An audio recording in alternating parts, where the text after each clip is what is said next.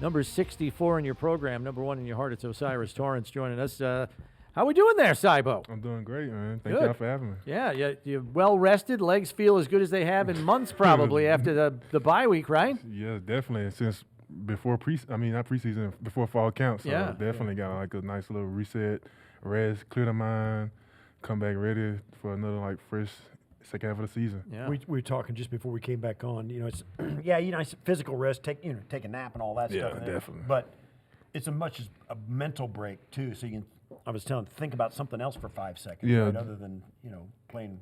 Yeah, guard.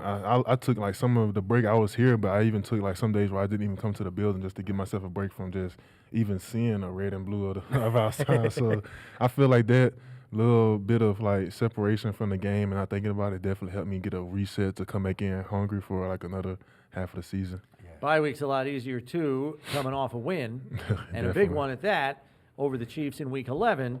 And you get, I need you to walk us through this. You get the game plan Tuesday, Wednesday, whatever, Wednesday morning probably, and they start doing installs, and you're seeing that there are probably going to be some scenarios in the course of this game where you're going to be one-on-one with Chris Jones.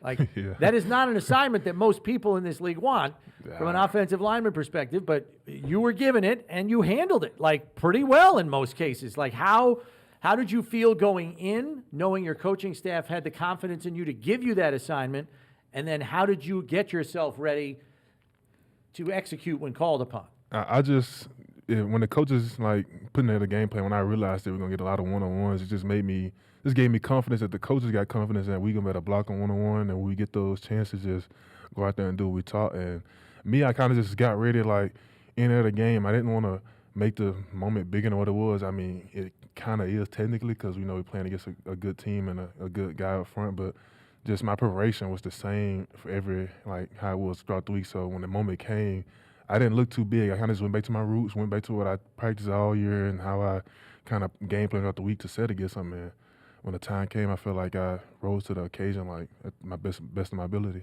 Yeah, it's kind of cool to see too, because last year as a rookie they wouldn't have done that. No, I don't think they would have done that. Right? They Right? probably wouldn't have done that. How myself. it's got you tell me, you're a different guy this year, a little bit different. I mean, you're growing, and how is this year?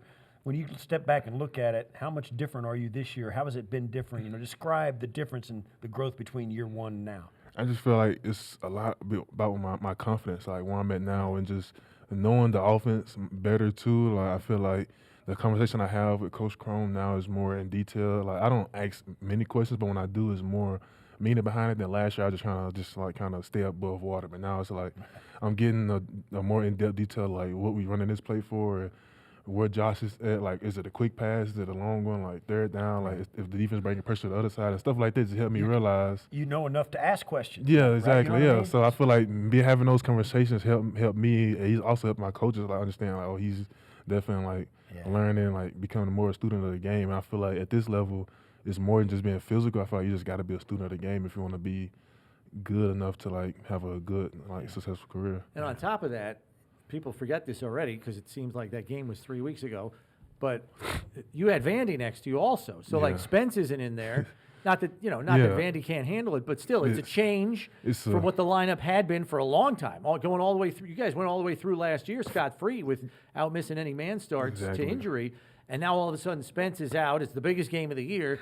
And you got Vandy next to you. And you got this assignment with Chris Jones. So how did you kind of navigate that with Vandy to make sure you guys were on the same page for the game that week? I think it went back to OTAs. Me and Vandy did a lot of reps together in OTAs because Spence had dealing with off-season injury, come back so he played OTAs. So all of OTAs me and Vandy had got.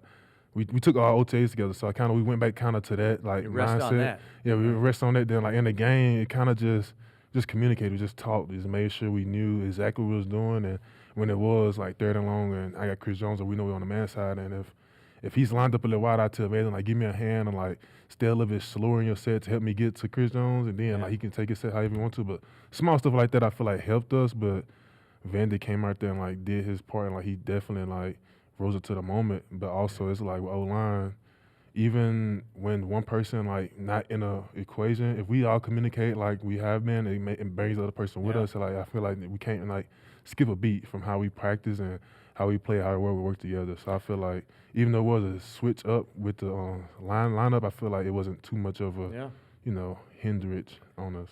What are the early messages you're getting from your coaching staff about this Niners team coming in?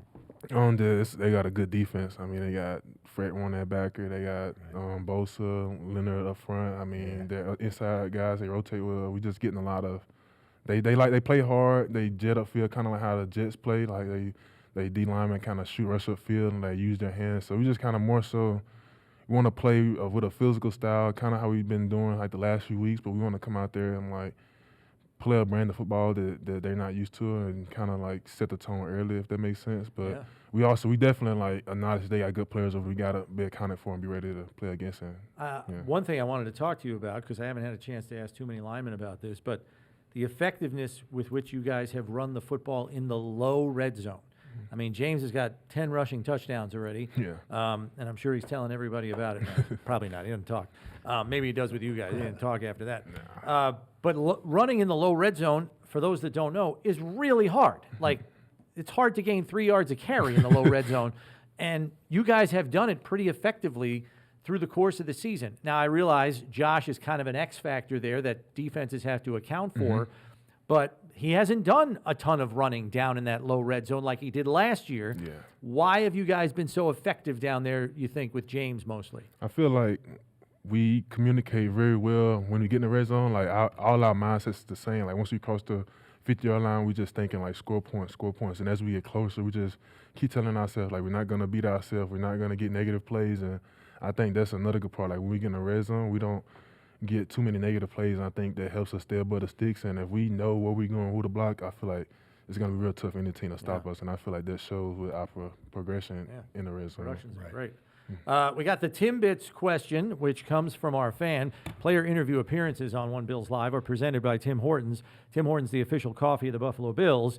And Timbits Timeout question is presented by Tim Hortons as well, where we solicit the fans to ask players a unique question. So this one comes from David, who asks, where did his Cybo nickname come from? It came from a show I used to watch growing up called Teen Titans. Oh, okay. And it had a character called Cyborg. He was like half human, half robot. He was like the bigger character. He's the big muscle guy. Yeah, exactly. Yeah. And then I was a big kid already growing up, and my mom just kind of started calling me Cyborg from that. And then Cyborg kind of just got turned to Cybo. Got shortened by my cousins and brothers and everyone. Then honestly, it's like everywhere I went, Cybo just kind of followed me. Like when my college coaches came to recruit me from high school, they heard my high school coach call me Cybo, and it stuck from there. And when the NFL coaches and like the scouts came to my college and like recruited me from there, they heard the coaches calling me Cybo, and that's how the scouts and stuff got calling me. So it kind of just followed me everywhere I go. That's how it is, man. Yeah, so I'm just stuck with it. I mean, I like it. I don't like playing about it all. Oh, there's a lot worse nicknames than Cybo. Yeah. Cool nickname. Yeah, I mean, I love it. So yeah, it's definitely. Then it got a nice little origin to it. So some people still call me Cyborg back home, but mostly just Cyborg. So does your mom ever call you O'Cyrus? Or does she call you Cybo too? She do more now, but like when I was growing up, it was more Cybo. And yeah, but like now it's kind of just, I guess as I got older, she think I just grew out of it. She's still calling me more O'Cyrus, but yeah, that's kind of what, that's what Cybo. So she might be the only person that calls you that on a regular basis. Right. Really? Well, listen, listen, O'Cyrus, we appreciate you taking the time with us. Thanks for sharing some time and some insight on what's been going on the field this season. We appreciate it.